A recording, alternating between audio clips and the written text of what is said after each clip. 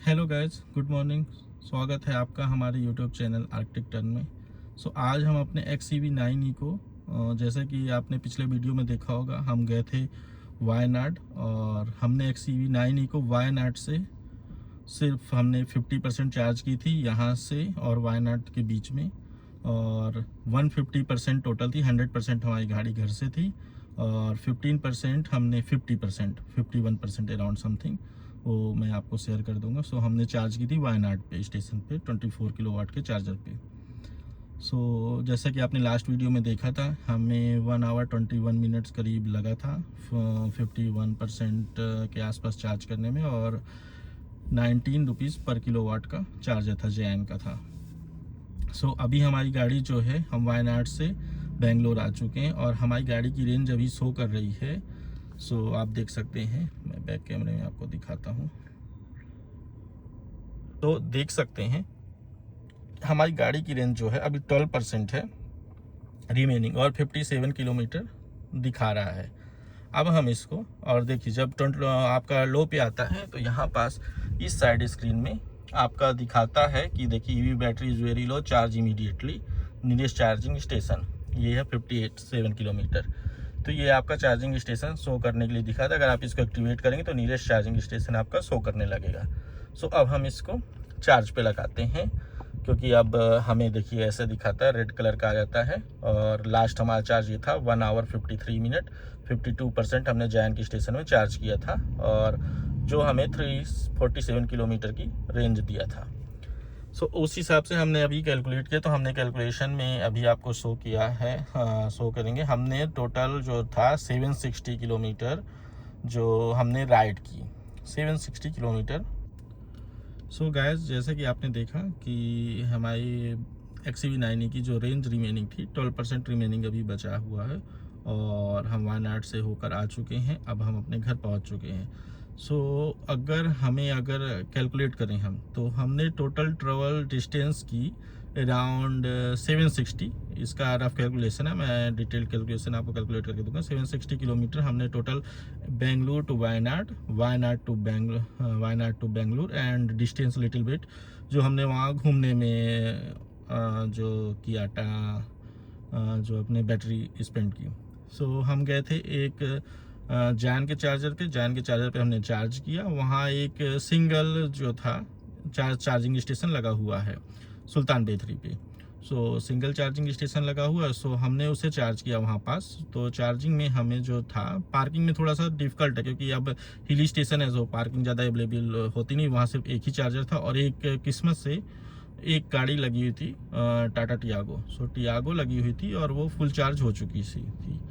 तो full charge होने के बाद जैसे ही हमने वहाँ लगाया, तो हमें गाड़ी की चार्जिंग स्पॉट मिल गया, और 24 किलोवाट का समथिंग चार्जर था, और हमने 1 आवर 53 मिनट स्पेंड किए 52% चार्ज करने के लिए। हमने 96% तक चार्ज किया था अपनी कार को। टोटल अगर हम कैलकुलेट करें, 100% हमने घर से स्टार्ट किया था। हमारी गाड़ी जो थी रिमेनिंग 44% बची थी वहाँ पास। फिर हमने 52% चार्ज किया, 96%। तो टोटल हमने 152% जो था, उसमें हमने अराउंड 760 किलोमीटर का जो था रफ कैलकुलेशन हमने ट्रेवल डिस्टेंस की। 760 किलोमीटर में अगर हम 152% से डिवाइड करते हैं, तो अराउंड 5.1 किलोमीटर जो होता है वो आपको 1% पे मिलता है। ये पर किलोवाट का नहीं है, 1% पे हमें 5.1 किलोमीटर दिया। हम आपको किलोवाट में भी कैलकुलेट करके उसमें जो वीडियो में आपको ऊपर डिस्क्रिप्शन में दे कर दें, तो उसमें आप देख सकते हैं। गाड़ी इज परफॉर्मिंग वेल, एंड हम इसीलिए उसे 12% होने तक, जैसा कि आपने देखा होगा ऑडोमीटर पे, हमने 12% होने तक उसे चार्ज नहीं किया वायनाड से। मैसूर में अवेलेबल थे 120 किलोवाट और 180 किलोवाट के चार्जर, बट हमने बोला एक बार रेंज टेस्ट करते हैं। हमने गाड़ी को बोला कि देखते हैं गाड़ी कितनी दूर तक एक्सपेंड कर, क्योंकि जब हम मी फॉर यू ऐप में देख रहे थे, हमें दिखा रहा था कि हम अपने घर पहुंच जाएंगे अराउंड 20% रिमेनिंग पे। बिकॉज ट्रैफिक था बेंगलोर का, 20% रिमेनिंग, और पूरी रास्ते रेनी वेदर था। 20% रिमेनिंग से अभी हमारी गाड़ी की जो रेंज बची थी उसमें 8% का डिफर हुआ। 20% थी और अभी 12% शो कर रहा है। सो हमें 8% एक्स्ट्रा बैटरी जो थी खर्च करनी पड़ गई। सो अब हम अपनी गाड़ी को चार्ज में लगा रहे हैं। चलिए चलते हैं होम चार्जर में, हम चार्जिंग की प्रोसेस देखते हैं, क्योंकि हमने भी देखा था एक बार कि 100% होने में अगर हम 10 या 0% से चार्ज करते तो कितना टाइम लेती, क्योंकि अभी तक हमने चेक नहीं किया। तो चलते हैं अब होम चार्जिंग में लगाते हैं, तो आप देखिए कैसे होम चार्जिंग में लगाते हैं। उसके लिए मिलते हैं फिर आपसे थोड़ी देर में। ये हमारा गाड़ी का बैक। तो यहाँ पास हम पहले चार्जिंग फ्लैप ओपन करते हैं। यहाँ एक पॉइंट बना है, इधर से हम चार्जिंग फ्लैप ओपन करते हैं। देखिए बैटरी इंडिकेटर हमारा 2 में शो कर रहा है। अगर आप ध्यान से देखेंगे तो ये 2 में शो कर रहा है। अब हम चार्जिंग फ्लैप निकालते हैं। सो अब चार्जर की तरफ चलते हैं। ये है हमारा चार्जर, यहाँ इंस्टॉल है। ऊपर जो था उसने डीबी बॉक्स इंस्टॉल किया है और हमने नीचे चार्जिंग इंस्टॉल किया। और ये चार्जिंग गन है, ये आप देख सकते हैं। यहाँ ये पिलर है, यहाँ से हमारा चार्जर इंस्टॉल होके आया है। वो वहाँ एमसीबी बॉक्स लगा है, अगर आप देख सक रहे होंगे वहाँ एमसीबी बॉक्स लगा हुआ है। उसका एक 4 पोल की एमसीबी लगी हुई है जो महिंद्रा वालों ने सजेस्ट की थी। सो यहाँ से वायरिंग करके इधर तक उन्होंने चार्जिंग लाया है। सो आप देखिए चार्जिंग गन को। चलिए हम चार्जिंग गन को निकालते हैं और फिर लगाने की कोशिश करते हैं। सो चलिए हमने चार्जिंग गन को यहाँ से ओपन कर लिया, अब यहाँ लगाते हैं। सो देखते हैं, हमने जैसे कि अपने चार्जर को जो है ऑटो चार्ज में कर रखा है, तो हमें बार बार RFID लगाने की ज़रूरत नहीं है, क्योंकि ये सिर्फ हम पर्सनल एक व्हीकल चार्ज करते हैं, इसलिए हमें RFID लगाने की ज़रूरत नहीं है।